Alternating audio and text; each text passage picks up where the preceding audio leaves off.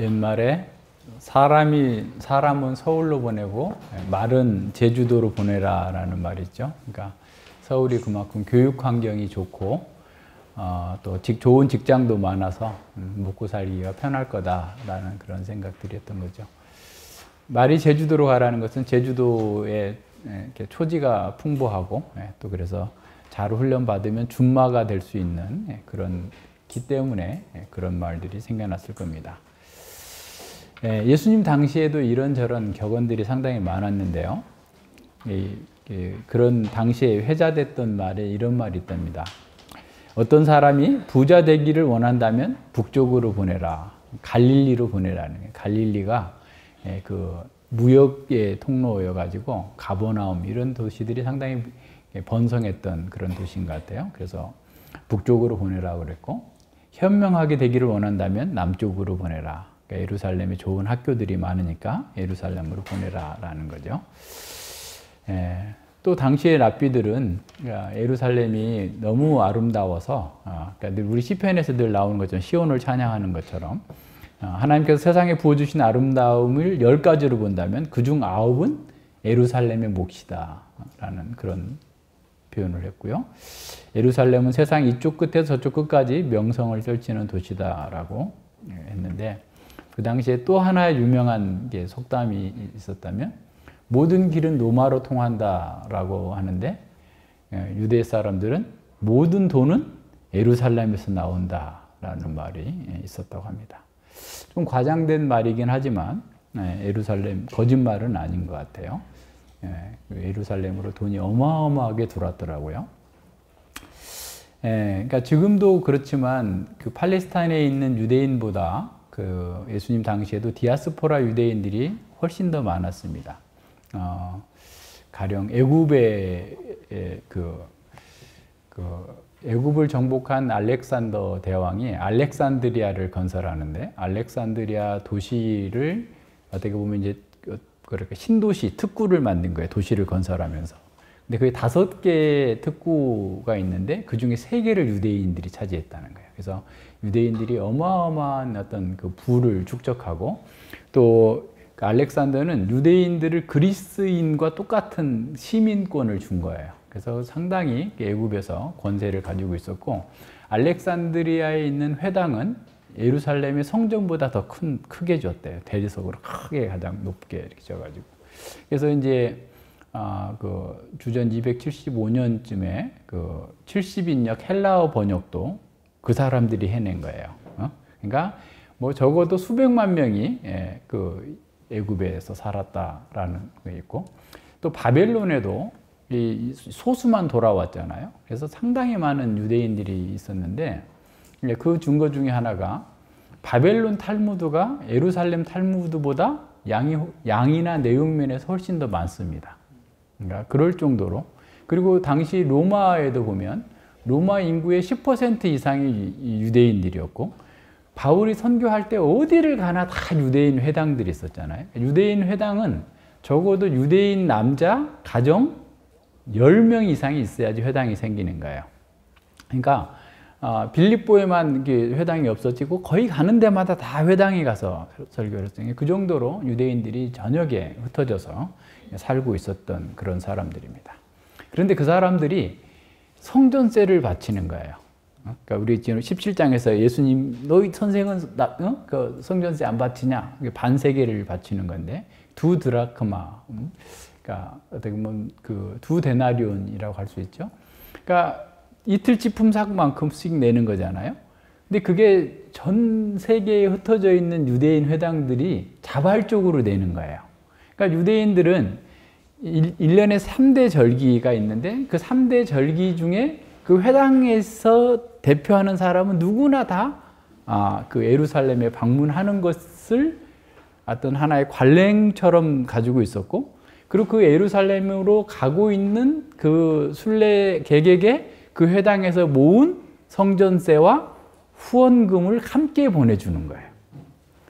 그러니까 전 세계에 흩어져 있는 이 돈들이 유대인들이 상업을 해가지고 벌은 그 돈들이 이게 오는 거. 그리고 이제 전에도 얘기했지만 중동, 중동하고 근동하고 맨날 왜 저기는 고대 근동이라고 그랬다 또 중동이라 했다. 이게 잘 헷갈리죠. 서양의 입장에서 볼 때는 가까운 동쪽이니까 근동이라고 이게 그 서양 유럽의 학자들이 그렇게 붙여놨는데 이제 최근에 와서 19세기 이후에 그 사람들이 아랍 사람들이 왜 우리가 근동이냐? 우리가 중심이다. 유라시아 대륙의 중심 중동이야. 라고 한 거예요. 그래서 중동이나 근동은 똑같은 말이에요. 근데 이제 주로 학자들이 서구 학자들이니까 근동이라는 말을 자꾸 쓰는데 이 중동 지방, 근동 지방에서는 집을 멋지게 짓고 멋진 차를 타고 다녀서 야, 저 사람 멋있어. 이렇게 되는 게 아니고 어디다 후원을 많이 하면 멋있는 사람이 되는 거예요. 그러니까 예를 들어서 정현이가 이 노원구 국회의원이 되고 싶다. 그러면 돈 많이 벌어가지고 막 빚가 번쩍 해가지고 막 이렇게 돌아다니고 이렇게 잘난 체 하고 다니면 내가 좀 모자란 사람 이렇게 될 거예요. 근데 돈 많이 버는 거 가지고 막 사람들한테 복지에다 후원하고 여기저기다 후원하고 막 이렇게. 그래서 어떤 사람은 예루살렘 멸망 당시에 그 돈을 이렇게 후원해 줬는데 그 예루살렘 성에서 하여튼 뭐 20 몇 개월을 버틸 수 있을 만큼의 돈을 후원해 줬대요. 그러니까 그게 그 사람들에게 있어서 존귀한 사람이라고 존경받는 가장 그 대표적인 거예요. 그래서 이제 그 회당에서도 이 초등 과정을 했는데 회당에 예수님도 나사렛 회당에서 초등 교육을 받았을 거예요. 근데 나사렛 회당에서 설교를 하니까 저것이 우리랑 같이 공부했던 건데 지금 어떻게 저렇게 된 거야? 라고 하면서 이렇게 예수님을 거부하잖아요. 그러니까 나사렛 회당 이런 데서 회당장이 가르치지는 않고 선생을 하나 고용을 해. 그리고 회당장이 찾아다니면서 야, 후원 좀 해, 학교에. 그 교사 월급을 줘야 되니까. 그래서 좋은 교사를 그 회당에다가 이렇게 그 뭐라고 그럴까, 고용을 해서 한 반에 25명이 넘지 않도록 하는. 그래서 전체적으로 그 분위기가 다 이렇게 그 당시에 있었던 그런 상황입니다. 자, 무슨 얘기를 하는 거냐니까 계속해서 사람들이 후원을 해서 보낸단 말이에요. 그러니까 성공한 유대인이라고 하면 예루살렘에 후원하는 것이 자신들에 있어서 정체성도 그렇고 자신들의 어떤 그 뭐랄까 이렇게 그죠 인지도를 높이고 자기 어떤 그 자부심을 높이는 그런 과정이 그 당시에 있었어요. 그러니까 이제 이러한 것들이 막 쏟아져 들어오는 게 예루살렘으로. 그런데 지금 이 상황에서 예수님의 상황은 어떤 거냐면 자, 그 정도가 아니에요. 사람들이 예를 들어서 에베소에서 그 예루살렘으로 온다. 그러면 양을 끌고 올 수 없잖아요. 그죠? 또 북쪽에서 갈릴리에서 이렇게 올 때도 양이나 소를 끌고 와가지고 제사를 드릴 수가 없잖아. 그러니까 이제 성전에서 바꿔주던 이제 관행들이 생겨나게 된 거죠. 그런데 성전에서 바꿔줄 때 엄청난 차익을 추구하는 거예요. 그러니까 성전 예배도 우리는 교회당 올 때 요새는 발열 체크하고 뭐 이렇게 그 출입자 명부를 작성하지만 예전에는 그냥 누구든지 들어왔다 갔다 하잖아요. 근데 성전은 그렇게 할 수가 없어요. 성전 예배에 참여할 수 있는 자격이 있나 없나? 자세가 똑바르지 않구만. 너 세수도 안 했구만. 성전 안 돼. 그 사람의, 그래서 우리가 지금 시편 24편을 부르거나 시편 15편을 부르는 것이 우리가 성전 예배에 참여할 수 있는 자격이 있느냐 없느냐를 지금 따지는 거예요. 스스로. 그리고 거기에 성전 경비대가 있어요. 레위인을 중심으로 한 성전 수비대장이 있어요. 성전 수비대에서 그 사람을 검사합니다. 근데 사람만 검사하는 게 아니라 그 사람이 가져온 재물이 합당한가 안 한가. 흠이 있는 걸 가져왔나 잘못 가져왔나 해가지고 예루살렘 주변에서는 그냥 가져올 수도 있잖아요. 특별히 비둘기 파는 사람에 대해서도 나오는데 비둘기는 그냥 한두 마리 가져올 수 있잖아요. 가난한 사람들이. 근데 안 돼. 흠 있어. 이렇게 다 막아버리고 안에서만 사는 것만 제사를 드릴 수 있다라고 하는 거예요. 그러니까 예를 들어서 양 한 마리에 한 뭐 50데나리온이다 라고 하면 살 수 있는, 보통은 그렇게 살 수 있는데 거기서는 100데나리온을 주고 사야 되는 상황이 되는 거예요. 환전하는 것도 마찬가지예요. 환전하는 것도 어디에서도 쓰지 않는, 그러니까 그 헬라 돈은 드라크마고 그 다음에 뭐예요? 로마 돈은 데나리온인데 그런 돈을 아예 사용하지 않고 그걸로 안 받아. 그러면 그 돈을 가지고 뭘로 받냐? 두로의 동전만 3개만 받는 거예요. 그러니까 두로가 옛날에 에스겔 시대에 엄청 그때 번성했던, 그래서 그냥 이 두로가 정복하는 것은 그 알렉산더 대왕밖에는 정복하지 못했어요. 알렉산더가 그 두로를 정복하기 위해서 마치 우리나라 강화도 같은 거예요. 그러니까 우리나라 강화도가 몽고의 100만 대군을 버티면서 몇십 년을 버텼잖아요. 그래서 우리나라가 지금까지 독립하고 있는 거예요. 그러니까 최씨 무인 정권이 끝까지 거기서 버텨가지고 이게 있는데, 어쨌든 그런 섬이란 말이에요.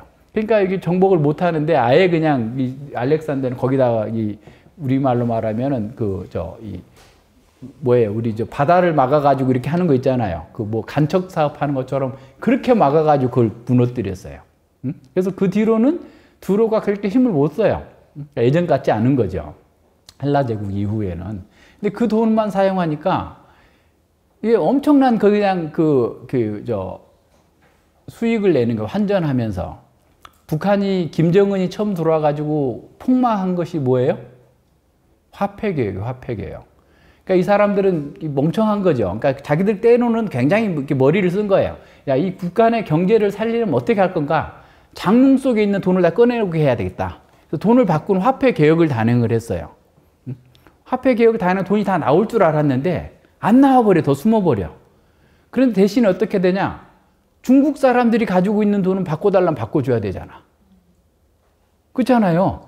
그러니까 이 사람들이 중국 사람들한테 넘기고 중국 사람들은 거기에 엄청난 수익을 챙기는 거야. 그러니까 쉽게 말하면 100만 원을 북한 사람이 가지고 있었다 그러면 중국 사람들 그 80만 원에 사가지고 100만 원을 받아먹어요. 돈만 한번 바꿔가지고 20% 30% 남겨먹는 거예요. 북한은 오히려 부가 다 중국으로 날아가 버리게 된 거예요. 그래서 심각한 경제 위기를 겪으면서 누구도 총살당하고 막 그랬어요. 근데 이제 김정일이 자기 자식은 죽일 수가 없어가지고 그냥 이렇게 두고 있는데 그런 거예요. 그러니까 환전으로서 엄청난 지금 이득을 챙기고 있는 성전 기득권 세력들이에요. 자, 이게 로마가 팔레스타인을 지배하면서 3가지의 권위 구조를 가지고 있습니다. 총독부를 비롯해서 사도행전 할 때 했는데 다시 한번 설명하자면 로마 총독부가 유다 지역을 AD 6년부터 헤롯 아켈라오가 아주 악해가지고 자꾸 밀란이 일어나고 유대 사람들이 막 로마에 고발하고 그래가지고 이제 쫓겨나요. 그러고 나서 그 자리가 이제 총독이 직할령이 되고 갈릴리를 비롯해서 저 위쪽으로는 이제 헤롯 가문의 헤롯 안티파스나 헤롯 빌립이 다스리게 되고, 그죠? 그리고 또 하나의 권위가 있는데 성전 사내들인 공회예요. 사내들인 공회가 그냥 우리는 하나만 있는 줄 아는데 예루살렘에 대사내들인 공회가 있어요. 쉽게 말하면 국회 같은 게 있고 지방마다 또 지방의회처럼 사내들인이 있는 거예요. 이 대사내들인에게 굉장히 큰 권한을 줍니다. 그 대사내들인에는 71명이 들어가 있는데 제사장들 또 거기에 바리새인들, 영향력 있는 사람들이 다 들어가 있어요. 그 사람들에게 체포할 수 있고 구금할 수 있고 추방시킬 수 있고 거의 사형을 빼고는 상당한 권한을 다 이양해 주고 있어요. 자, 지금 그런 상황에서 이 사람들이 지금 제사를 통해서 성전세를 통해서 어마어마한 돈을 끌고 모으고 있는 거예요. 그러니까 사두개인들이 세상적일 수밖에 없는 이유가 그거예요. 사두개인들은 그 성전에 지금 어떻게 보면 다 모든 것들을 장악하고 있는 사람들이죠. 물론 바리새인들도 사내들인에 들어있지만 그럴 정도로 지금 이렇게 심각한 권한, 권력, 기득권을 가지고 있는 그런 상황 속에서 지금 예수님이 오신 거예요. 그러니까 이제 어느 책에 보니까 4개의 조그마한 도시, 우리가 알고 있는, 들어본 도시도 있고 안 들어본 도시가 있는데, 아파메아나 라우디게아, 아드라무테노, 버가모. 우리 2개는 알죠? 라우디게아, 버가모. 에베소서의 주변에 있는 요한계시록에 나와 있는 이 2 지역은 아는데, 그 4개 같은 지역에서 그 성전에 보낸 기부금, 그것도 AD 60 이전에 보낸 기부금에 관한 문서가 발견이 됐대요, 고고학적으로. 그랬는데 이걸 이제 18세기, 19세기 중반에 어떤 학자가 그 영국 돈으로 계산해 보니까 8,000파운드래요. 근데 당시에 18세기 중반, 19세기에 8,000파운드는 어느 정도 돈이냐면 노예선이 있잖아요. 노예선이 출항을 해가지고 최대로 많이 노예를 실을 수 있는 숫자가 270명이었대. 그 당시 보통 노예선이. 270명을 사다가 저쪽에다가 팔아가지고 다시 영국에 돌아왔을 때 경비 다 빼고 남는 돈이 8,000파운드라는 거예요. 그럼 우리나라 돈으로 지금 따지면 얼마나 되겠어요? 그러니까 뭐 그 당시에는 노예가 많았기 때문에 노예 값이 쌌다고 해도 500만 원씩 오늘날 계산을 해서 500만 원만 해도 10몇 억이 되는 거고 1000만 원을 하면 27억 되는 거고 윌리엄 월버포스가 처음에 그 국회의원 도전할 때 8,000파운드를 썼대요. 어마어마한 돈이에요. 그럴 정도로 큰 돈이 그 조그마한 도시 4개의 회당에서 기부금으로 들어왔다는 거예요. 그러면은 예루살렘이 가지고 있었던 그 부의 그 상태가 얼마나 했는지 가히 짐작이 될 수 있죠. 그러니까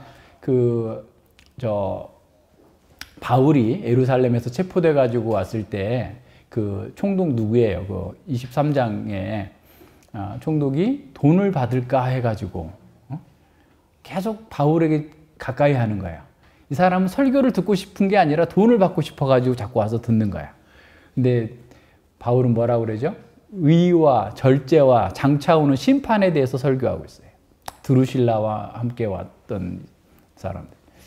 그래서 이러한 그 상황들을 염두에 두면서 이거를 이렇게 봐야 됩니다. 그래서 예루살렘 사람들이 모든 돈은 예루살렘에서 나온다라는 말은 결코 허풍이 아니었다라고 생각을 하시고 이 본문을 보면 본문에서 예수님께서 왜 그렇게 말씀하셨는지 그리고 오늘 우리 시대의 성전으로서의 교회가 또 어떻게 해야 될지 이 본문을 통해서 잘 드러납니다. 서론이 너무 길었는데 자 보세요.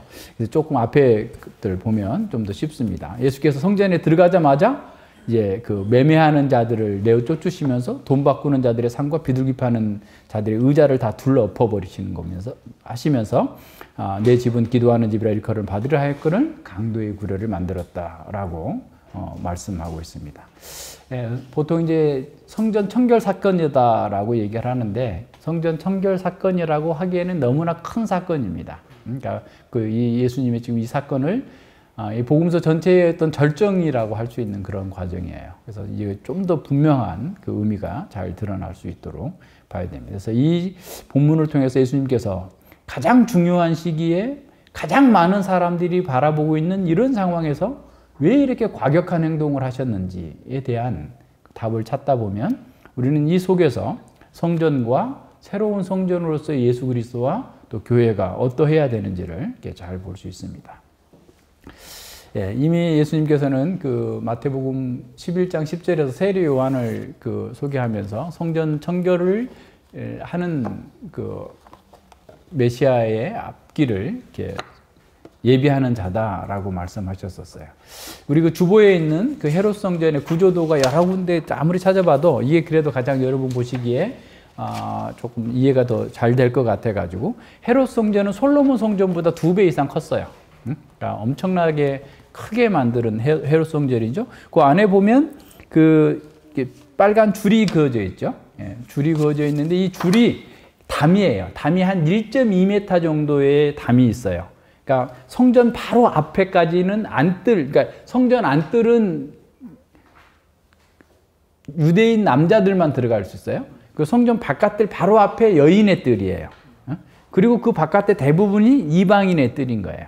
그러니까 이방인의 뜰이 왜 있었냐면, 그 경건한 유대인, 경건한 이방인들이 많이 오는 거예요. 그러니까 경건한 이방인들은 이제 그 유대인들이 많이 흩어져서 살다 보니까 유대인들의 삶의 방식이나 도덕성이 굉장히 이렇게 배울 만한 거예요. 그래서 이 사람들이 개종을 하는데 개종으로 완전한 개종을 하려면 할례를 해야 돼요.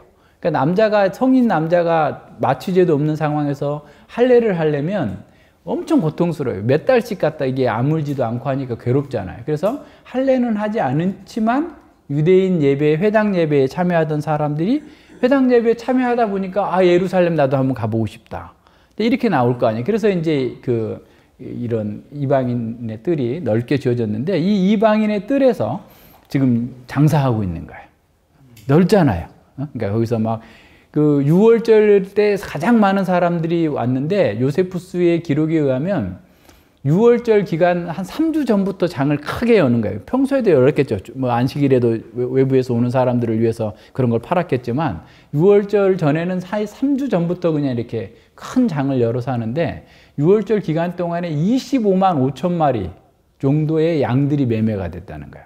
그러면 그 외에 뭐 비둘기고 뭐고 이거 하면은 뭐 얼마나 많겠어요. 그러니까 6월절 기간이 일주일 동안 지내고 그 전후로 또 사람들이 도착하고 가고 뭐 이렇게 하고 우리가 지난번에 그 사도행전 8장에서 봤던 에티오피아 내시 또 그때 이방인이지만 왔다 가고 막 이러잖아요. 그러니까 이런 모든 것들을 합쳐보면 어마어마한 그런 그 일들이 벌어지고 있는 이런 상태를 한번 보시면서 보세요.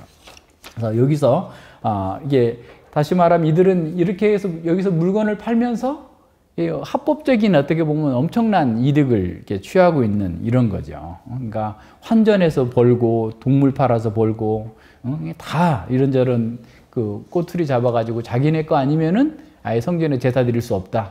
이런 것을 빙자해가지고 많은 이득을 남기고 있는 이런 상황입니다. 그래서 흔히 뭐 우리 말하는 것처럼 이렇게 중이 뭐 연불에는 관심이 없고 잿밥에만 관심이 있다라고 하는 것처럼 여호와의 종교가 인본주의적인 우상 종교처럼 하나님께 예배드리고 제사 드리는 것보다 거기서 더 많은 이득을 남기는 데만 지금 더 관심이 빠져 있는 이 상태를 보시면서 예수님께서 가서 뒤집어 엎어버리는 거예요. 근데 이런 일들은 여호와의 종교라도 타락할 때마다 항상 있는 일이에요. 호세아 4장 8절에 보면 저희가라는 말은 그 제사장들이 내 백성의 속죄 제물을 먹고 그 마음을 저희의 죄악에 두는도다. 이게 무슨 말이냐면 제사장들이 타락해가지고 저놈 죄 안 짓나? 저놈이 죄 지면 속죄 제사를 드리러 양을 잡으러 가지고 오니까 그때 내가 고기가 생기는구나. 돈 버는구나 하면서 그 제사장들의 마음에 백성들이 죄 짓기를 바라는 악한 마음을 품고 있다라고 고발하고 있어요. 그때도 언제입니까? 북이스라엘이 멸망하기 직전이에요. 오늘날도 어떤 사람들이 죄를 짓거나 무슨 사고 날 뻔했으면 빨리 가서 헌금하라. 이런 말을 내가 듣고 깜짝 놀랐어요. 그분이 남편은 의사고 아내는 약사신데 교회에서 그렇게 가르쳐가지고 그런 일이 있으면 그냥 헌금하면 이게 하나님께서 용서해 주신다라는 식의 얘기를 들은 거죠. 그런데 지금 이 사람들, 예수님 시대에 이 지금 성전 제사가 더 문제가 되는 것은 에레미야 이제 7장에서도 나오지만 자꾸만 사람들의 그런 정욕과 탐욕을 계속해서 부추겨 주면서 그 속에서 또 그 면죄부를 남발하면서 자신들의 이익을 계속해서 추구해 나가고 있는 그런 상황들을 같이 봐야 됩니다. 자, 그러면서 예수님께서 그들을 다 이렇게 내쫓아 버리는 거죠. 그러니까 그 예배의 핵심을 변질시키고 자신의 욕망을 추구하기 위한 예배로 바꿔버린 이런 자들에 대하여서 다 그 쫓으면서 내 집은 기도하는 집이라 일컬음을 받으리라 라고 했던 그 이사야의 말씀을 인용하면서 자신의 그러한 그 과격한 행동에 대해서 해설을 해줍니다. 그래서 이제 요한은 예수님이 그렇게 하신 것은 성전을 사랑하는 열심히 나를 삼키리라 라고 했다. 그렇기 때문이다 라고 설명해 주고 있습니다. 먼저 이사야서를 잠깐 개관해서 보면 이사야서는 크게 세 부분으로 나눌 수 있어요. 1장부터 39장, 그리고 40장부터 55장, 56장부터 66장까지 세 부분으로 나눌 수 있는데 이사야후 여호와께서 구원하신다라는 뜻이에요. 그런데 어떻게 구원하시느냐? 1장부터 39장까지는 인간 왕에 대해서 나와요. 인간 왕에서 다윗 이후에 최고의 왕이라고 했던 히스기야도 실패하게 돼요. 바벨론 군대에게 다 보여주잖아요. 그래서 그걸 보여주면서 이사야서에서 말해주고자 하는 내용은 뭐냐면 인간 의지하지 마라. 아무리 탁월한 왕이라도 이렇게 실패할 수밖에 없다. 라고 하면서 40장부터 이제 종으로서의 여호와의 종이 나와요. 그 여호와의 종이 40장부터 55장까지 구원을 이루어요. 그 종 속에는 놀랍게도 고레스도 들어가고, 예, 누군지 모르는 그 단수인 종이 들어갑니다. 그래서 그 종들이 구원을 이루었으니 너희는 이제 행복해진다. 찬양하라. 이 내용이 나와요. 그걸 알려라. 라는 내용이 나옵니다. 그리고 이제 고난받는 종이 53장에 나오고. 근데 56장부터는 이제 종들로 나와요. 복수가 나와요. 근데 그 종들은 어떤 사람들이냐면 앞에 고난받은 종으로 인해서 구원을 받았고 그래서 신의 성품에 참여하는 자가 되어서 그것을 누리는 사람으로서의 어떤 종들이 나타납니다. 그래서 하나님께서 구원하시는데 누구를 통해서 구원하시느냐? 에이전트를 통해서, 종들을 통해서 구원하신다. 그래서 39장에서 1장부터 39장까지는 인간 왕들, 이게 실패했어. 그래서 진짜 하나님께서 보내실 종을 통해서 구원하시고 그리고 그 종들이 그 구원을 만방까지 전달하는 이런 상태로 이렇게 쭉 구조가 되어 있어요. 여러분 다시 이사야서 개관도 봐야 돼. 그러니까 이 보세요. 이거 몇 절 하는데 구약이 얼마나 많이 지금 담겨져 있고 숨겨져 있고 있어요. 그러니까 그걸 다 풀어서 봐야 이게 되도록 의미가 나타나는 거죠. 자, 그러면서 56장 그 7절이 나오는데 56장은 앞서 얘기한 것처럼 40장과 55장 그리고 56장과 66장 그 사이를 잇는 가교 역할을 해주고 있습니다. 특별히 56장은 이스라엘 회복과 열방의 모든 백성들이 구원을 다루고 있어요.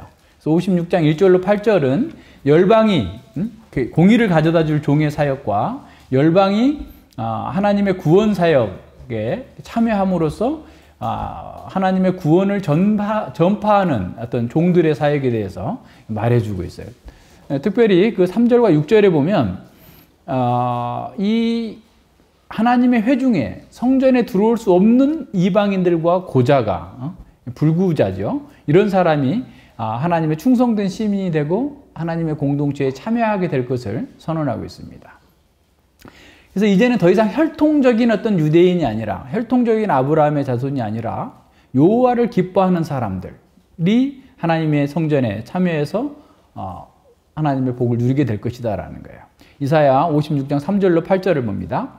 여호와께 연합한 이방인은 여호와께서 나를 그 백성 중에서 반드시 갈라내리라 하지 말며, 그러니까 이방인도 이제는 이 종이 이룬 그 구원 사역을 믿으면 하나님의 백성이 될 수 있다라는 거예요.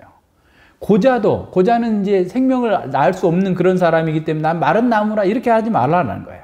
여호와께서 이같이 말씀하시기를 나의 안식일을 지키며 나를 기뻐하는 일을 선택하며 나의 언약을 굳게 잡는 고자들에게는 내가 내 집에서 내 성 안에서 자녀보다 나은 기념물과 이름을 주리니, 이름, 생명이 계속해서 연속되게 하겠다는 거예요. 영원한 이름을 주어 하나님과 함께 영원한 생명을 누릴 수 있게 만들어주겠다라는, 끊어지지 않게 할 거다. 또 나 여호와께 연합하여 섬기며 나 여호와의 이름을 사랑하며 나의 종이 되며 안식일을 지켜 더럽히지 아니하며, 안식일을 지켜 더럽힌다라는 율법 전체를 얘기하는 거예요. 늘 안식일은 율법 전체를 대표하는 의미로서의 안식일이에요.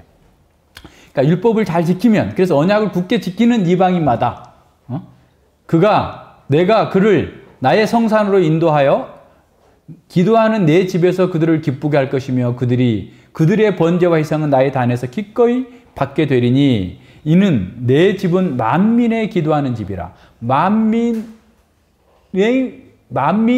위해 기도하는 집이라. 또는 만민이 기도하는 집이다라는 뜻이에요. 두 가지 의미가 다 들어가 있습니다.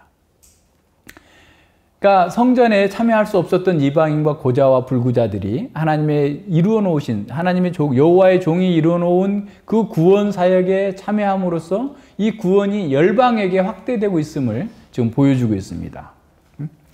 그리고 이제 쫓겨난 이스라엘, 추방된 이스라엘들을 하나님께서 다 모으신 후에, 그리고 또 거기 속하지 않았던 이방인들까지 다 모아서 그날에 여호와의 구원에 참여하게 될 것이다 라고 하는 그 예언입니다.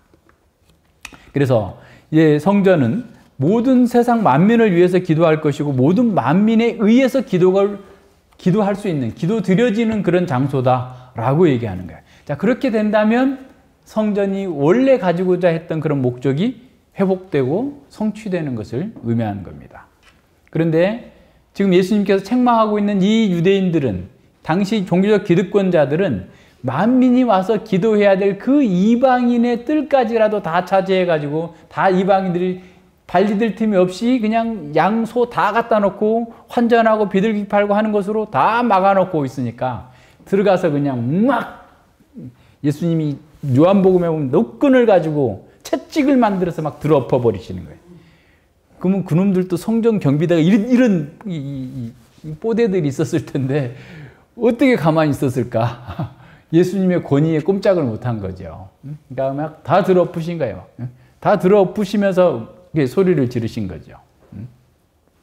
터무니없는 가격으로 팔면서 폭리를 취하고 있는 이런 자들에 대해서 그냥 강력하게 말씀하시면서 또 한마디 덧붙이는데, 너희가 만민을 위해서 기도하는 집을 강도의 소굴로 만들어 버렸구나 라고 책망하십니다. 이 강도의 소굴이라고 한 단어를 인용하셨지만 이 단어는 에레미야서 7장을 지금 인용해서 나온 거예요.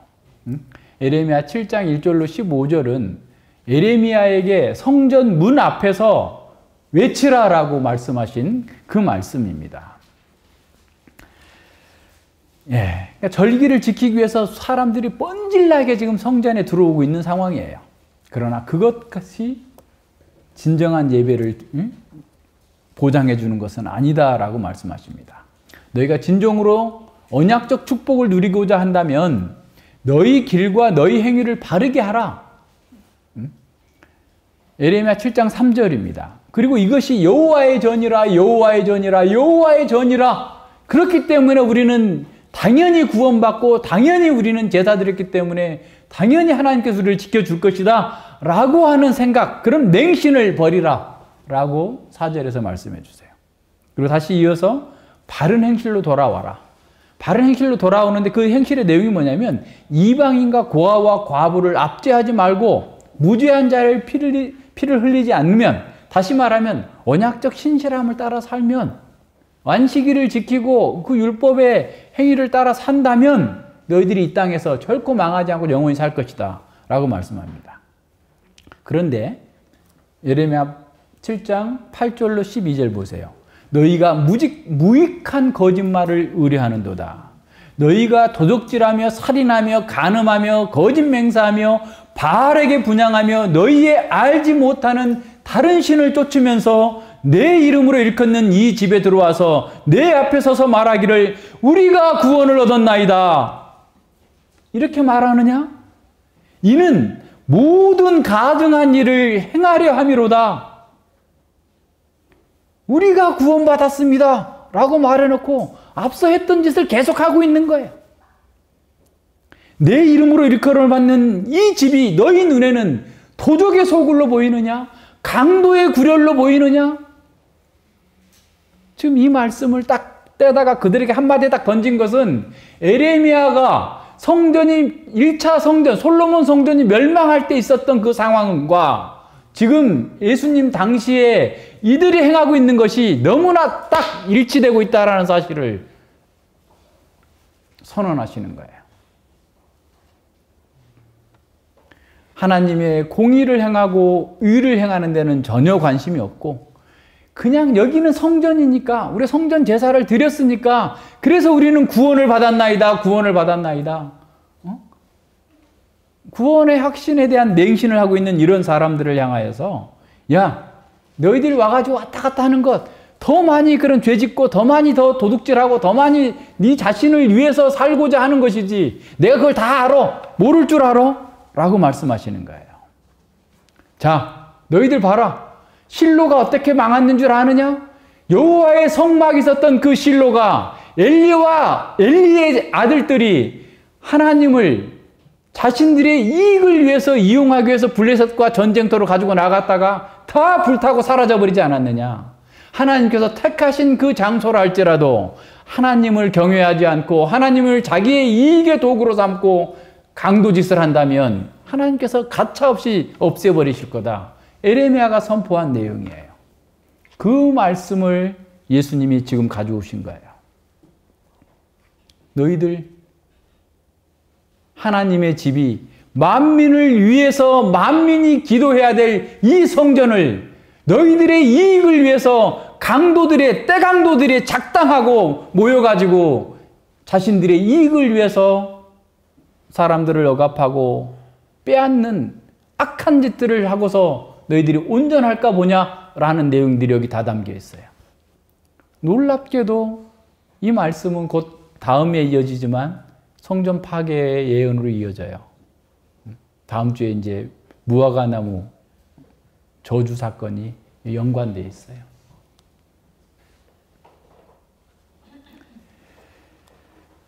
예레미야가 온갖 가증한 일을 하면서도 제사하는 것으로 구원을 확신하는 그 사람들 속에 구원받았다라고 하는 이런 구원의 확신을 조장하고 있는 이런 사람들을 책망하면서 그들의 멸망을 선언했던 것처럼 예수님께서 이 예레미야의 강도의 소굴, 도적의 소굴이라는 말 한마디 가져와서 예레미야 시대에 있었던 그 모든 내용들을 지금 담아서 이들에 대해서 책망하고 있다는 사실을 기억해야 됩니다. 하나님의 구원 역사와 관계없이 성전을 오남용하는 자들은 결국 이렇게 심판을 받게 될 것을 선언하시는 겁니다. 성전의 진정한 기능을 회복할 그 예수님 안에서 궁극적인 성전의 목표가 성취되려면 이와 같은 성전의 돌 성전은 그리고 그 돌 성전과 함께 이득을 취했던 자들이 심판을 받아야 될 것이고 예수님 안에서 진정한 찬 성전 안에서 진정한 예배가 이루어지게 될 것을 선언하시는 거예요. 또 이것은 스가랴 14장 20절로 21절과 관계됩니다. 그럼 찾아보세요. 스가랴 14장 20절과 21절입니다. 그날에는 종말의 날에 메시아가 오시는 그 날에 말방울까지 여호와께 선결이라 기록될 것이라. 말방울, 말에 딸랑딸랑 이렇게 나귀에 달려있는 딸랑딸랑하는 그 말방울까지 여호와께 선결이라고 써놓는다는 거예요. 여호와께 선결이라는 말은 제사장의 관에다가 쓰는 거예요. 근데 종말의 때가 되면 말방울에다가도 여호와께 선결이라고 되는 거예요. 두 번째 보세요. 여호와의 전에 모든 솥이 제단 앞 주발과 다름 없을 것이니 예루살렘과 유다의 모든 솥이 만군의 여호와의 성물이 될 것인즉 제사 드리는 자가 와서 이 솥을 취하여 그 가운데 고기를 삶으리라. 다시 말하면 성전에서 사용하는 기물들만 성결했는데 성물이라고 그랬는데 집에서 밥해 먹는 그릇마저도 다 성결하게 돼가지고 그 그릇에다가 재물을 삶아도 될 정도로 모든 것들이 성결할 거다라는 거예요. 그 날에. 그리고 또 하나 나옵니다. 그 날에는 만군의 여호와의 전에 가나안 사람이 다시 있지 아니하리라. 무슨 소리예요? 가나안 사람이라. 가나안 사람이라는 말은 장사꾼을 가리키는 그 말이에요. 호세아 12장 8절 한번 찾아보세요. 호세아 12장 8절에 호세아 12장 8절에 보면 저는 상고연을 장사꾼이연을 저는이라는 말은 에브라임 북이스라엘을 가리키는 거예요. 북이스라엘이 얼마나 타락했는지 장사꾼들처럼 거짓 저울을 가지고 사취하기를 좋아하는도다라고 그랬는데 이 상고라고 우리말로 번역한 것은 가나안 사람인 저희들은 가나안 사람이 되어버렸다. 그래서 속이는 저울을 가지고 있는 장사꾼과 같은 자들이 되었다라는 거예요.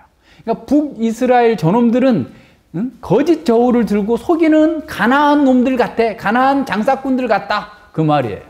그럼 여기서 스가랴 14장 21절에서 그 날에는 성전에 장사꾼이 다시 없을 것이다. 그 말이에요. 그러니까 그 말을 이루셔야 될 거 아니에요. 그러니까 예수님께서 괜히 성전 청결하고 막 화내가지고 막 의분을 한 게 아니라 마지막에 종말의 성전을 깨끗게 하실 분이 스가랴에서 예언한 바대로 장사하는 것들을 다 폐하실 것을, 그리고 그들을 심판하실 것을 보여주고 있는 상황입니다. 그래서 예수님은 이사야와 에레미야를 사용해 가지고 성전의 죄악을 폭로하고 그들의 멸망할 것을 말씀하시면서 스가랴가 예언한 이 말씀을 인유적으로 성취하심으로써 인유적으로 자신의 행동과 그것과 연결시키면서 과격하게 행동함을 통해서 하나님의 참 성전에서는 성전은 어떠해야 되는지, 그리고 참 성전의 기능을 상실해버린 이 악한 성전들은 멸망할 수밖에 없는지에 대해서 이렇게 분명하게 선언해 주고 있는 겁니다. 자, 그렇다면 오늘날 교회를 한번 생각해 봅시다. 교회가 성전이라고 한다면 교회는 장사하는 곳이 아니라 예배하는 곳이고 하나님을 만나는 곳이고 만민을 위해서 기도하는 곳이어야 돼요. 만민이 와서 기도하는 곳이어야 돼요. 그런데 교회 안에 장사하는 사람들이 있어요. 교회를 사업체처럼 움직여요. 이동하는 거예요. 어떻게 하면 성도들로부터 돈을 많이 걷어낼 것인가? 어떻게 하면 어떤 명목을 가지고서 뭔가를 만들어낼 것인가에 대해서 너무 많은 사람들이 분주하게 움직이고 있어요. 심지어는 건강식품도 팔아요. 교회 예배 시간에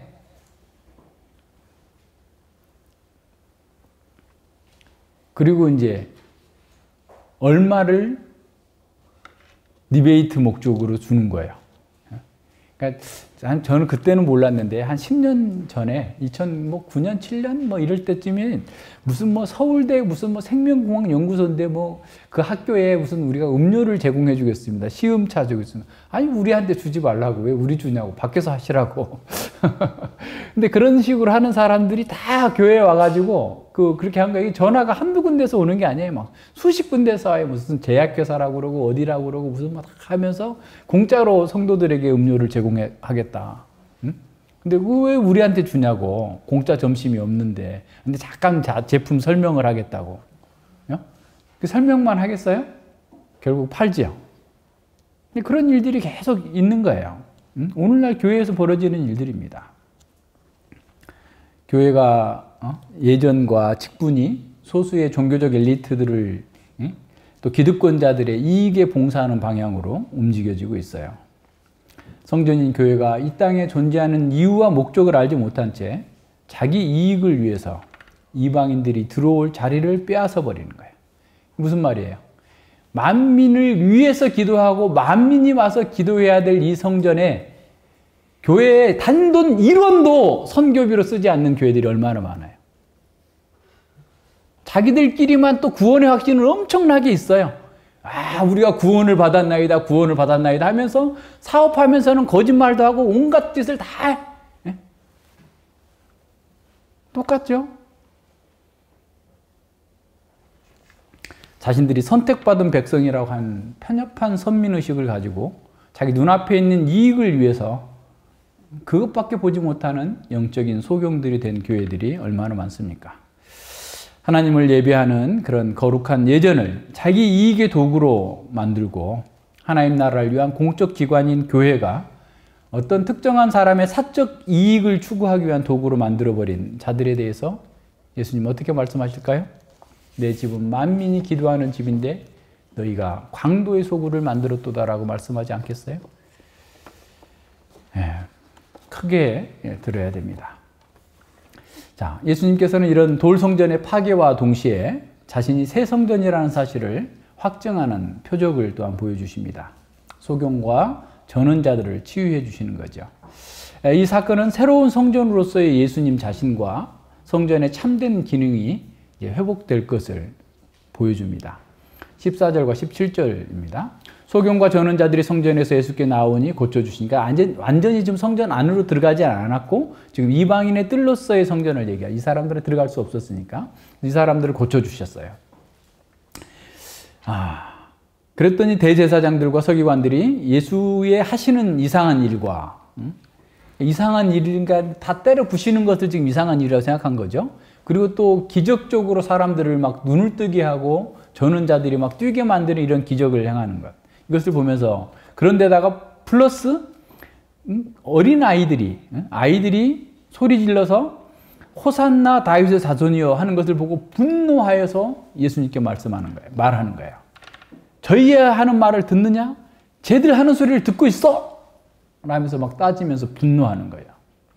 참남한 놈 같으니라고. 어떻게 그걸 듣고 있단 말이야? 하면서 이제 하고 있는 거예요. 그러자 예수님께서 그렇다! 내가 듣고 있다. 어린아이와 젖먹이들의 입에서 나오는 천미를 온전케 하셨다 함을 너희가 읽어본 적이 없느냐? 읽어본 적이 없는 게 아니라 얘들은 다 외우고 있는 사람들이죠. 아예 그렇게 말씀하시는 겁니다. 성전에 출입할 수 없는 장애인들을 예수님께서는 의도적으로 부르셔서 그들을 고쳐주십니다. 그들이 찾아 나온 게 아닌 거예요. 부르셔서 고쳐주셨어요. 자, 왜 그렇게 하셨느냐면 종말론적인 성전의 어떠한 곳인지를 보여주는 겁니다. 회복된 새 성전이신 예수님은 고아와 장애인과 이방인들도 생명과 안식에 참여할 수 있도록 이끌어내신다라는 사실을 보여주신 겁니다. 특별히 이 본문에서 성전에서 병자를 치유하는 것은 유일한 사건입니다. 마태복음 내에서. 그러니까 굉장히 큰 의미를 부여하고 있는 겁니다. 그래서 이것은 하나님께서 만민에게 복을 열어주시는 그 구속의 경륜에 따라서 과거에는 그런 장벽이 있었어요. 앞서 이제 우리 봤던 이방인의 뜰과 여인의 뜰 사이에는 1.2m의 장벽이 있고 거기에 경고문이 붙어 있어요. 이 담을 뛰어넘고 오는 자는 죽어도 책임질 수 없다. 죽을 것이다 라는 경고문이 있었어요. 그러니까 이방인과 유대인 사이에 엄청난 담이 있었어요. 그래서 이걸 에베소서 2장에서는 그 막힌 담을 허셨다라고 하는 거예요. 예수 그리스도의 피로써 허셨다라는 말이 그래서 나오는 거예요. 이런 그 상황에서 완전히 그 담을 허시는 그 그런 시대가 왔음을 지금 보여주고 있는 거죠. 그래서 회복된 성전에서는 누구나 메시아의 축복에 참여할 수 있음을 보여줍니다. 성전에서 치유의 기적은 우리의 모든 고통과 아픔이 완전히 치유되어서 새로운 창조가 시작되었다라는 사실을 보여주고 있는 거예요. 그래서 이것을 어린아이들이 보고 막 호산나. 그래서 어린아이는 아마 시우 정도 되는 아이, 3살 정도 되는 아이들이 막 소리를 지르면서 막 호산나 다윗의 자손이여. 이제 구원하소서 다윗의 자손이여 라고 막 외치고 있는 거예요. 그 아이들을 따라서 막 모든 사람들이 함께 이런 찬양을 지금 하고 있는 그 상황을 보세요. 적어도 이 마당에 몇천 명은 지금 들어와 있는 이런 상황들 속에서 그런데 이 율법과 구원 또 지혜의 전문가라고 하는 사람들, 대제사장과 서기관들이 예수님을 알아보지 못하고 죽이려고 하고 있는 이런 상황 속에서 어린아이들이 찬양하고 있어요. 마태복음 11장 25절로 26절에서 예수님께서 하나님께 기도할 때 천지의 주제이신 아버지여 이것을 지혜롭고 슬기 있는 자들에게는 숨기시고 어린아이에게는 나타내심을 감사하나이다. 옳소이다. 이렇게 된 것이 아버지의 뜻이니이다. 라고 기도하셨죠. 그러니까 대제사장 서기관들 지혜롭고 슬기 있다고 하는 자들은 예수님을 알아보지 못해요. 어린아이들이 이걸 알아보고 예수님을 찬양합니다. 그래서 저들이 그냥 예수님에 대해서 분노하면서 격분하면서 어떻게 저런 너를 갖다 여호와라고 하는 찬미하고 있는 그것을 듣고도 가만히 받아먹고 있느냐. 참남한 자, 하나님을 모독하는 자다. 신성 모독죄를 뒤집어 씌우면서 분노하고 있는 이 사람들에 대해서 예수님께서 시편 8편의 2절에 있는 말씀을 인용해서 답을 주고 있습니다. 그들의 죄를 폭로하고 예수님이 누구신지를 보여주는 거죠. 시편 8편은 우리가 보았듯이 하나님의 창조와 하나님의 다스림을 이렇게 노래하는 아주 장엄한 시입니다. 우주를 창조하신 하나님은 인간을 천사보다 우리말로 번역되어 있는데 하나님보다 조금 못하게 지으셨어요. 그리고 하나님은 그 창조 질서 전체를 사람들에게 다스리도록 명령하셨어요. 근데 시인이 볼 때 이 창조 질서가 지금 하나님의 통치가 이루어지고 있지 않는, 도덕적인 피조물들 속에서 하나님의 통치가 이루어지지 않는 이 상황을 보면서 이게 어떻게 된 일인가 라고 그럴 의문을 품고서 바라본 겁니다. 그에 대한 답이 사실 2절이에요. 어떻게 하나님의 통치가 굳게 서며 그 통치가 영속적으로 영원히 확정될 것인가에 대한 답이 시편 8편 2절입니다. 주의 대적을 인하여 어린아이와 젖먹이의 입으로 말미암아 권능을 세우시며 이는 원수와 보수자로 잠잠케 하려 하십니다. 그랬어요. 하나님께서 세우신 그 질서를 대적하고 파괴하려고 하는 이 강력한 악인들에게 대항해서 하나님께서는 권능을 세우시는데 정말 세상은 알 수 없는 비밀과 같은 그런 일을 하는 거예요. 어린아이의 입으로 나오는 그 찬양으로 권능을 세우신다라는 겁니다. 영광의 왕으로 오신 예수님께서 힘과 강력이 아니라 어린아이 또 젖먹이 이런 종류 젖을 아직 떼지도 못한 이런 아이들이 사용해서 그들의 찬양으로 대적들을 잠잠케 하실 거다라고 하는 시편의 말씀을 인용하면서 그들에게 전하는 거예요. 그러니까 창조자 하나님께서 그 하나님의 통치를 거부하는 그런 악인들, 대적자들을 침묵케 하시는 방법은 우리의 기대와 너무 다르다라는 거예요. 그러니까 우리가 생각한다면 막 지축이 흔들리고 막 천둥 번개 갇히고 그 사람들을 그냥 하늘에 별이 떨어져서 그 사람 위에 떨어져서 그냥 죽게 만드는 것이 합당할 것 같은데 오히려 하나님은 어린아이와 젖먹이의 입에서 나오는 찬양으로 권능을 세우셨다라는 겁니다. 강력한 용사가 아니라 어린아이와 젖먹이의 입에서 나오는 그 찬양으로 권능을 세우셔서 원수들을 잠잠케 하실 거다. 이것을 너희가 읽어보지 못했느냐라는 말이에요. 어린아이와 젖먹이는 반복해서 말해주고 있는 그런 시적인 표현입니다. 같은 말이에요. 이것은 문자적인 표현을 넘어서 사람들의 연약함, 겸손함, 온유함을 통해서 사실 하나님의 권능이 증거될 것을 선언하고 있는 겁니다. 메시아로 오신 영광의 왕을 찬양하는 사람들은 힘있고 권력 있는 이 종교적 엘리트들이 아니라 어린아이처럼 연약한 그리고 겸손한 그런 사람들이었습니다. 메시아의 통치와 그분을 통해서 주어지는 그 복은 스스로 지혜 있다고 하는 사람들에게서는 다 버림을 받았지만 어린아이처럼 겸손한 자들이 믿고 구원을 받았습니다. 건축자의 버린 돌이 하나님 나라의 왕이 되었던 것처럼 이 모든 것들이 우리 눈에는 기이한 것이에요. 그러니까 하나님의 일은 너무나 기이해요. 계속 지금 예수님의 그 행보를 통해서 지금 진행되고 있는 그런 모든 사역들이 보면 우리의 인간적인 기대와는 전혀 다른 방식에서 지금 이루어지고 있음을 보여줍니다. 하나님은 새 창조를 이루시고 인류를 구원하시기 위해서 메시아로 예수님을 보내셨습니다. 성전 기득권자들은 예수님을 비난하고 대적했지만 그것은 시편 8편이 보여주고 있는 그 대적들이 하나님의 통치를 거부하고 자기 영광을 추구하고 하나님을 이용해서 자기 이익을 편취하고 있는 이런 악인들에 대하여서 오히려 어린아이들이 그들을 고발하면서 그들을 잠잠케 하게 할 것이다 라는 선언을 성취해 나가시는 겁니다.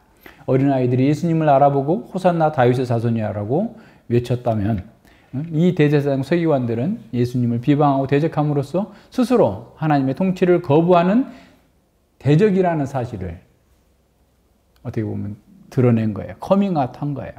숨겨져 있던 것들에 대해서. 예수님의 진리에 대해서 진리를 바르게 드러내고 찬양하는 것은 이런 지식과 권력 있는 지도자가 아니라 오히려 어린아이와 같은 겸손한 사람들이었습니다.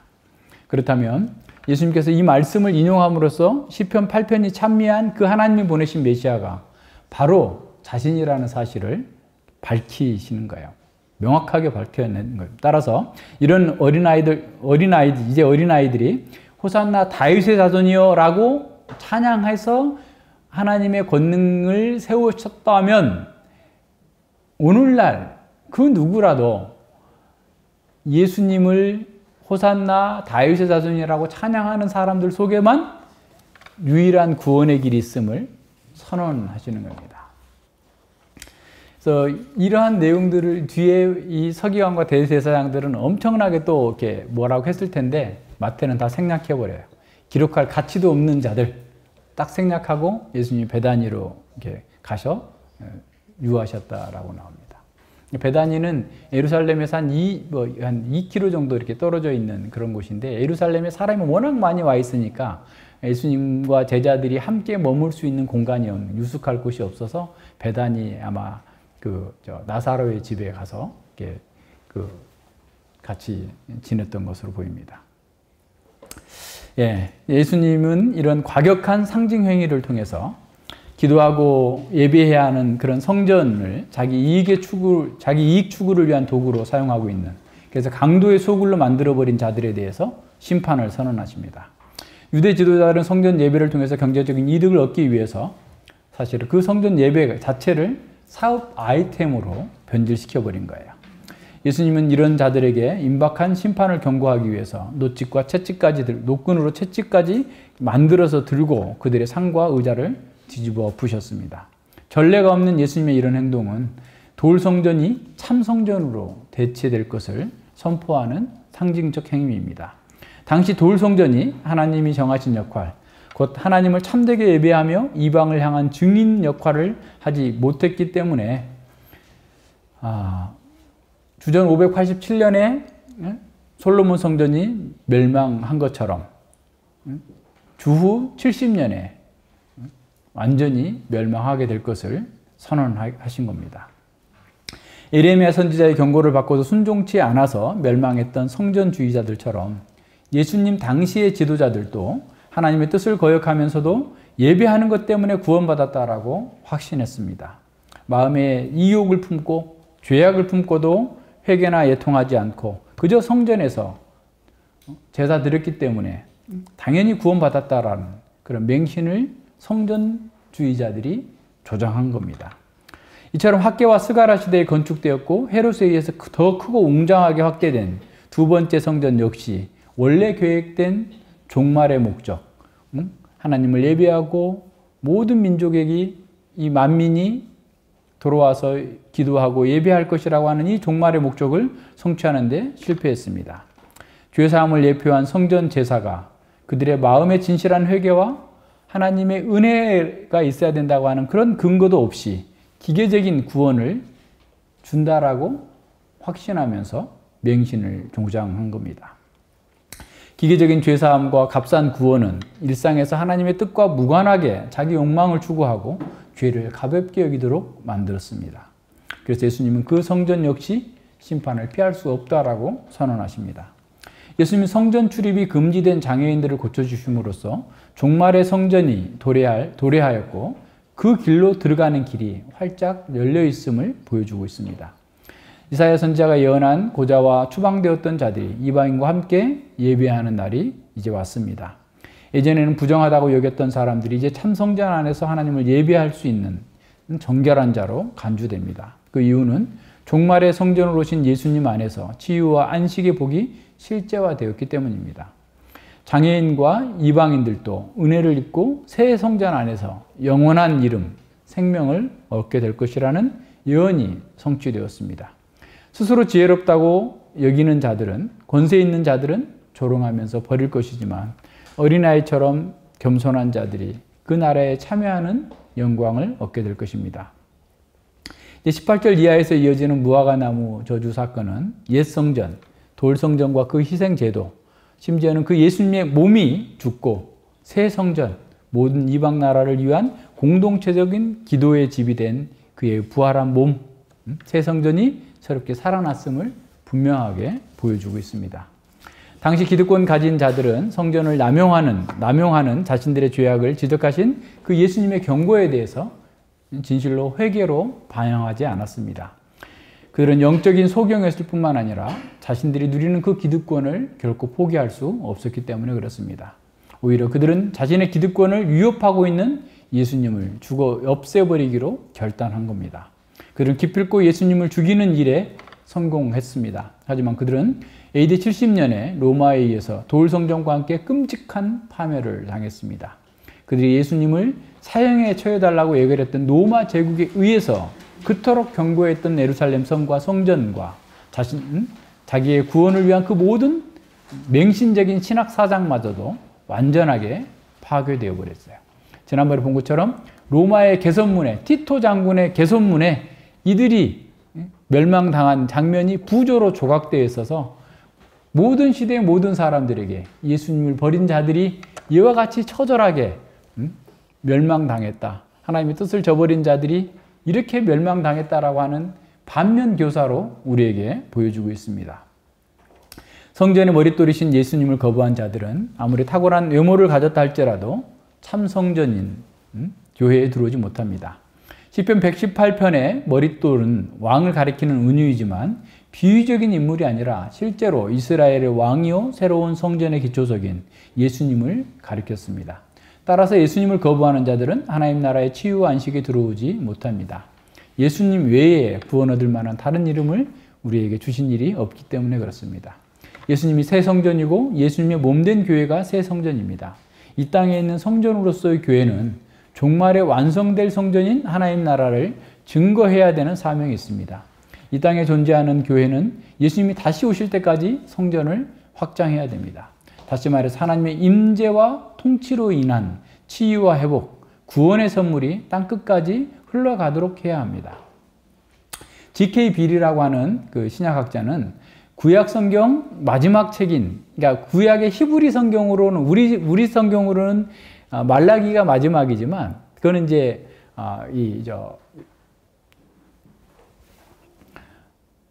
헬라어 역부터 70인 역부터 그렇게 편집이 된 거고요. 그 전에 그러니까 그 마소라 사본의 그 모든 성경의 구약 성경의 마지막 성경은 성문서라고 분류되어 있는 역대기예요.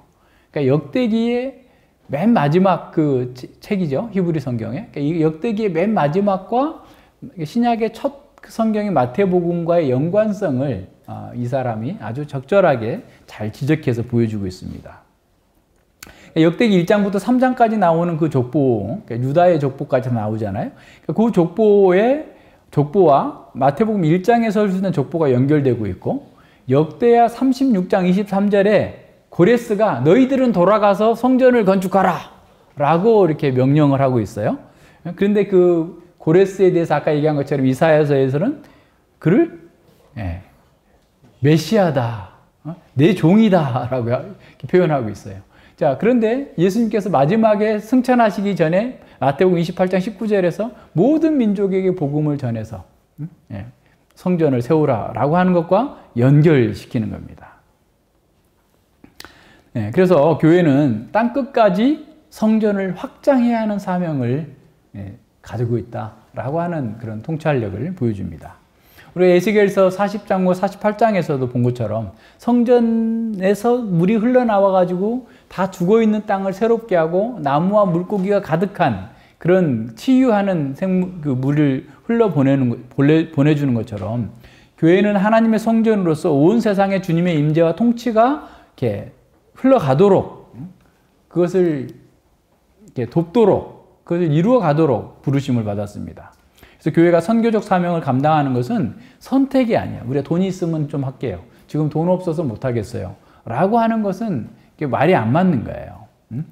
이미 앞서 이사야 9조에서 본 것처럼 하나님의 구원에 합당한 그런 신의 성품에 참여한 사람이라고 한다면 열방의 빛이 돼야 되는 거예요. 그래서 계속해서 나오는 게 56장이야 60장까지 너희들이 종들이 열방의 빛이다 라고 계속 선언하고 있어요. 이렇게 변화된 삶의 능력을 보여주지 못하면서 예배에만 의식적으로 참여하는 것으로 구원을 확신하는 사람들이 많아요. 그들은 예레미야 시대의 성전 맹신주의자들처럼 죄 가운데 살면서도 구원을 확신하는 오류에 빠져 있습니다.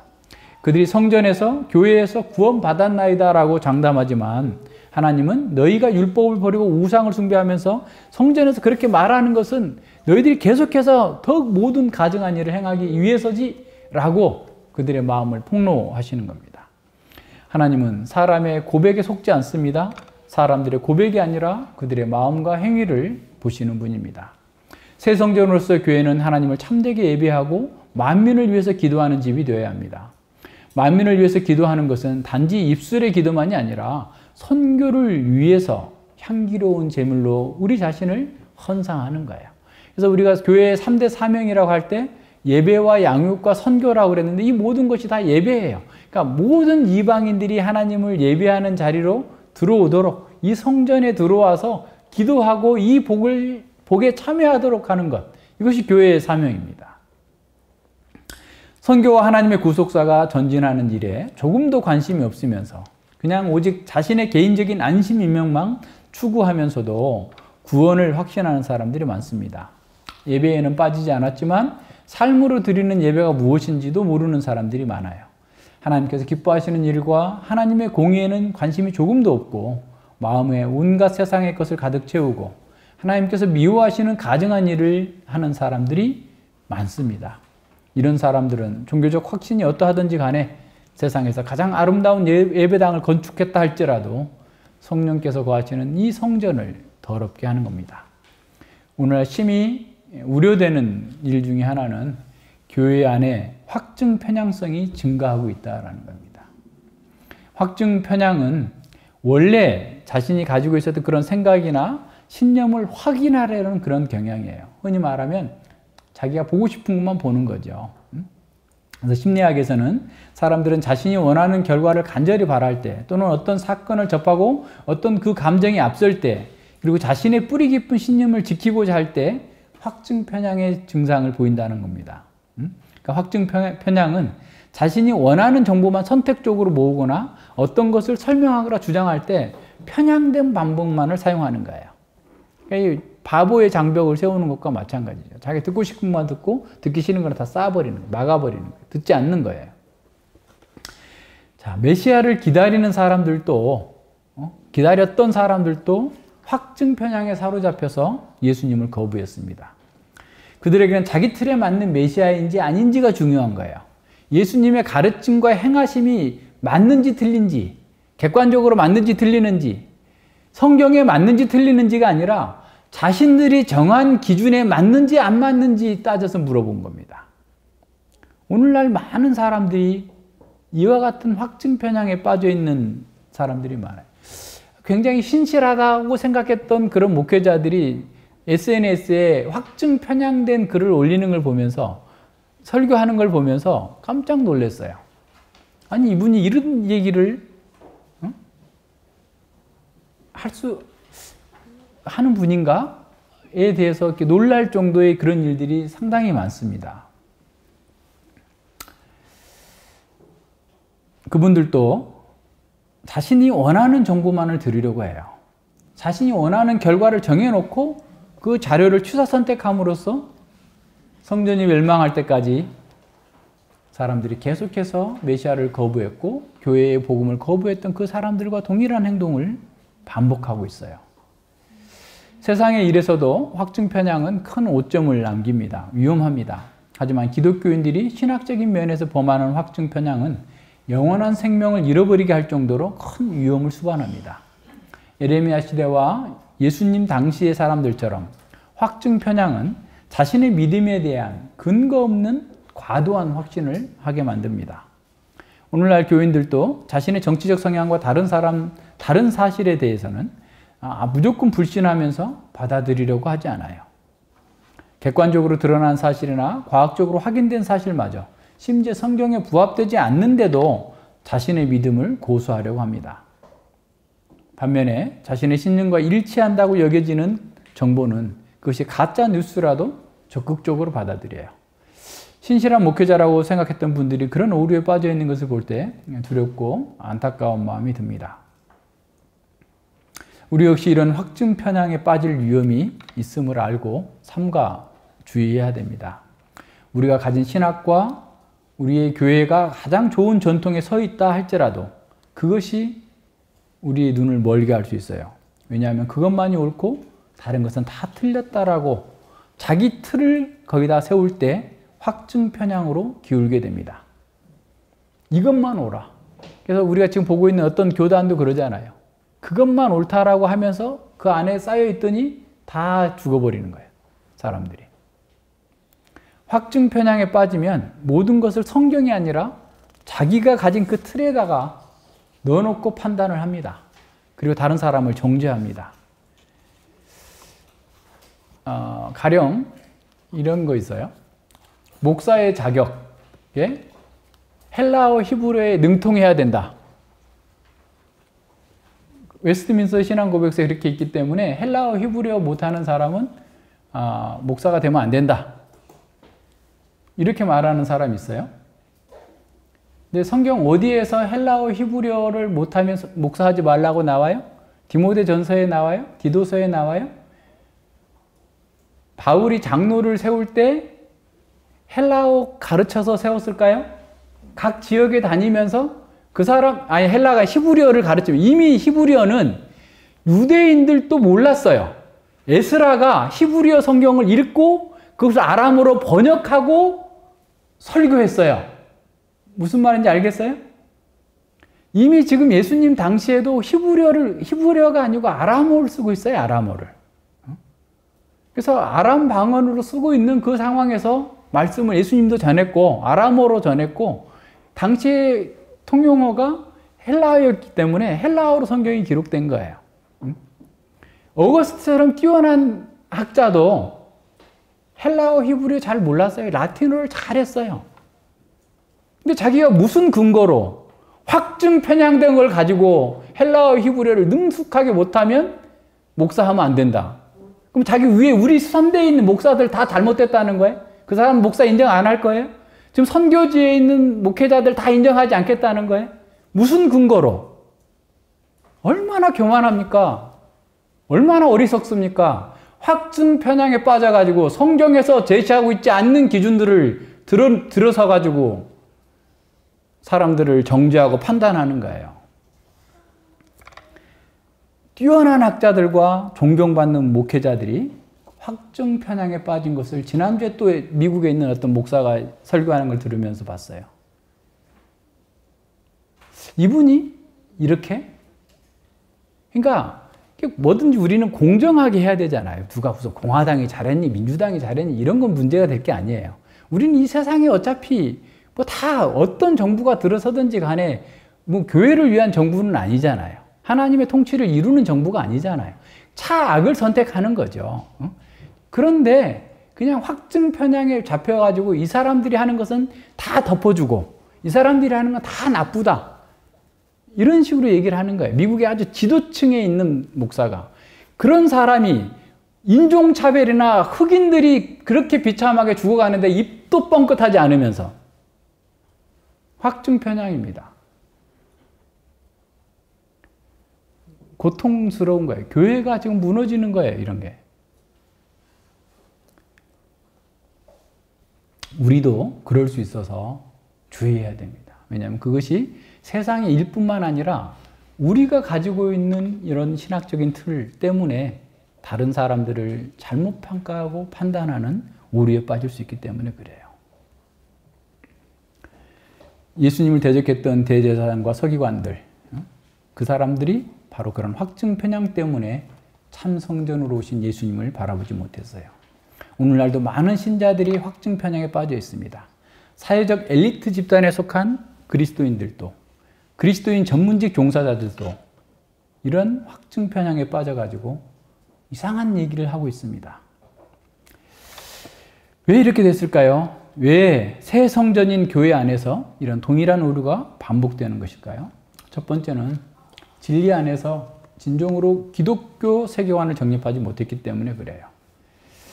성경적인 관점으로 자신과 사회와 역사를 보지 못했기 때문에 자기중심적인 세계관으로 보고 판단하면서 정죄하는 겁니다.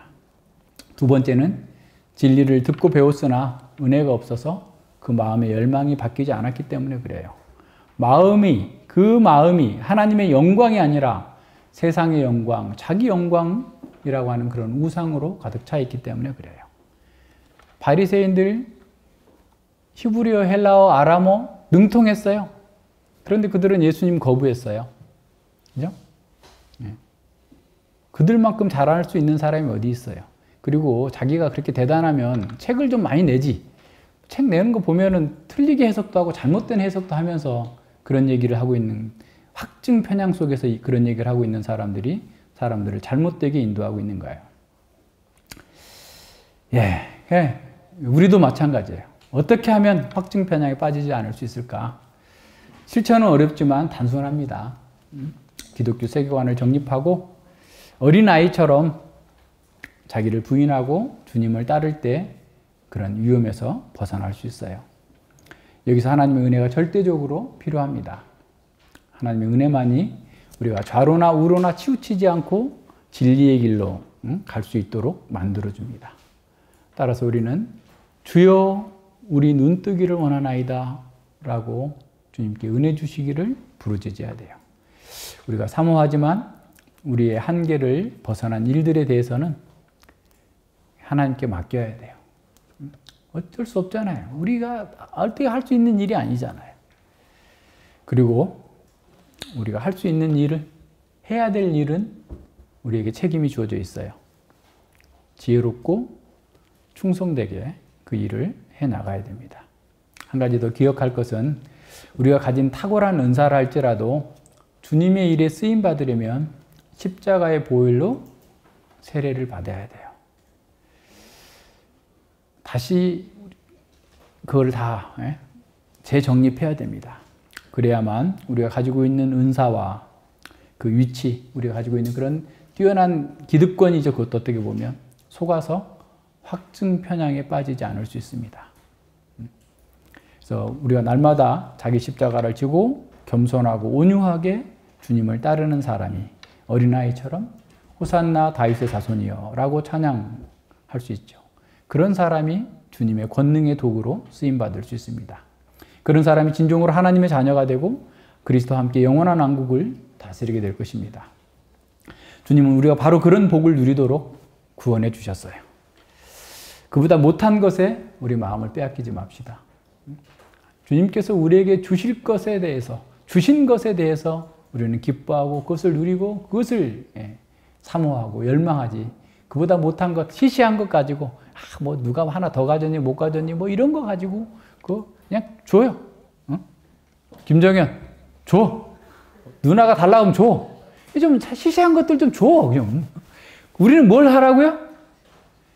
예수님과 함께 영원한 나라를 내가 통치할 사람이니 마음을 크게 열고 눈을 크게 뜨고 온 세상을 바라보면서 내가 누구냐? 나는 하나님의 자녀다. 하나님의 자녀로서 새 성전으로서 주께서 우리에게 주신 이 놀랍고 복된 사명을 감당할 사람이다. 그 일에 집중하자라고 좀 하고 나가자고요.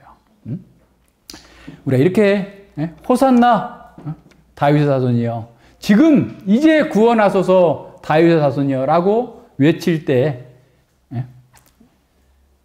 우리를 통해서 이 구원의 복이 온 세상으로 흘러갈 거예요. 가난한 자들에게, 복음이 필요하는 사모하는 사람들에게 흘러갈 겁니다.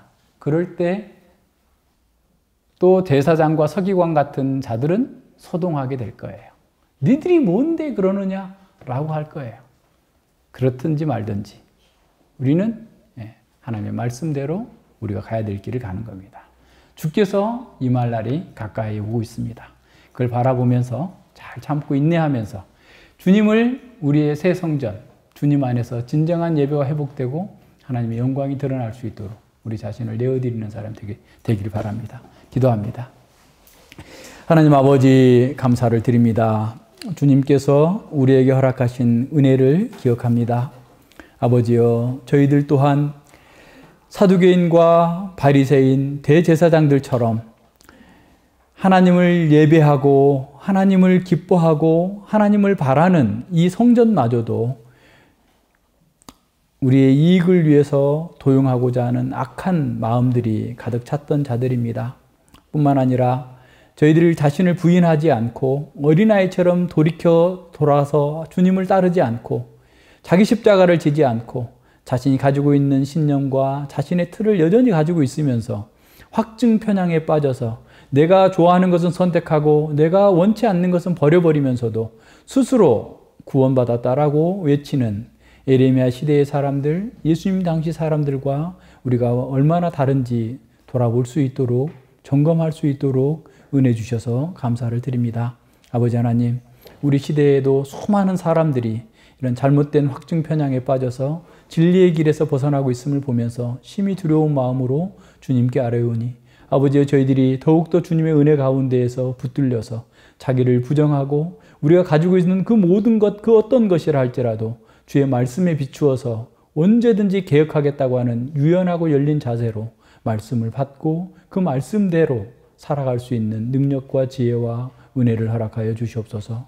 저희들이 이 땅에 존재하는 목적이 무엇인지, 이 교회가 성전으로서 이 땅에 존재하는 목적이 무엇인지를 잘 알아서 참으로 예수님을 바르게 예배하고 하나님을 바르게 예배하면서 만민을 위해서 기도하는 집으로서의 교회적 사명을 잘 감당할 수 있도록 함께하여 주시옵소서. 감사드리며 예수님 이름으로 기도드리옵나이다. 아멘.